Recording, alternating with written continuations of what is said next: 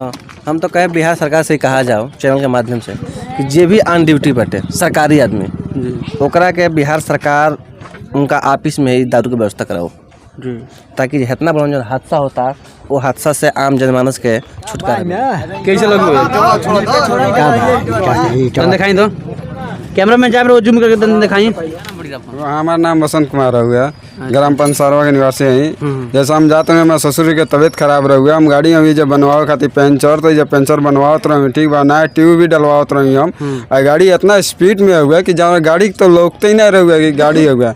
गाड़ी लड़ा के बाद में भी हमने के देखिए तो 150 गाड़ी के नंबर राउंड कौन बढ़िया हमारी गाड़ी सर होका दे सामने खड़ा भी है। धुआं का सामान लमसम 100-150 के स्पीड में ही गाड़ी हुआ आ लौकत ना रहुआ। ओकरा बाद से आके बस 2 मोटरसाइकिल ले जा खड़ा रहुआ, मार के बस लपेट के ले जाके हम लोग का मुंगला से बचा ऑन ड्यूटी में एक्सीडेंट भइल बाटे। उत्तर बिहार ग्रामीण bank on duty bank officer, यहाँ के बैंक ऑफिसर बानी। ई बा बिहार प्रदेश के हाल।